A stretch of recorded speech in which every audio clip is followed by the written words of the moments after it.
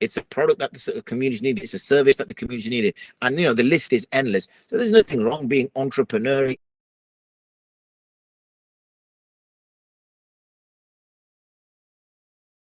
Being an entrepreneur, trying to make change, whether it is, when we're entrepreneurs, when we're business people, then we're either making a new product or we're making a new service.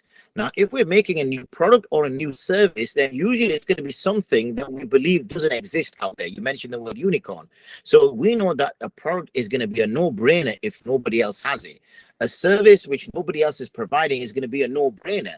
So when you do that, that is benefiting the people. So when you come up with a product which nobody has got, we all know the ills of a mobile phone, but we also know the benefits of a mobile phone. We know the ills of the internet, but we also know the benefits of the internet. So you can see these technological advancements that are neutral, just depends how they are used. They are neutral. And some will say, yeah, but there's more bad than good.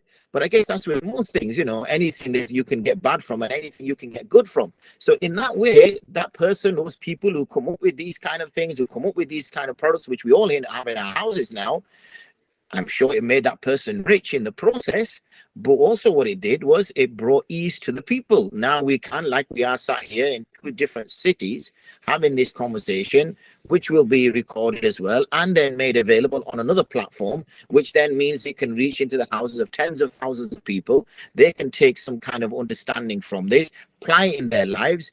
To do that, we may do this over half an hour, but imagine we did this without technological advancements. It would probably take us our lifetimes to get to 10,000 people and talk to them about this particular message. So surely that's a good thing. Now, anybody who did that, made that, invented that, I guess it made him rich or her rich in the process of doing that.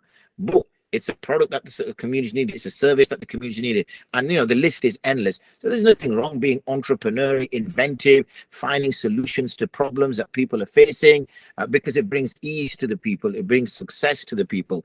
And we know there were numerous tradesmen that existed in the time of the Prophet, whether they were blacksmiths, whether they were carpenters, whether they were thatchers, whether they were builders, whether they were farmers.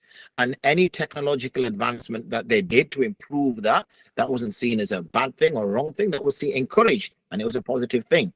And if a person becomes rich in the process, as a true believer, we know that all rizq comes from Allah anyway. The issue which comes up, especially with the social media side of things, is the fakhr that comes with it, the riyah, the pride that comes into it. Look how successful I am. Look how great I am. Look how fantastic I am. Because what we're doing in that is dissociating this as something that's coming from Allah and ascribing it all to ourselves. And that's why sometimes we throw the baby out with the bathwater and we sort of say, look, it's better to stay away from this altogether because there's less riyah if you're living in these kind of circumstances, whereas there's a chance of riyah if you're living in these sort of circumstances. But in itself, it's not a problem, is it?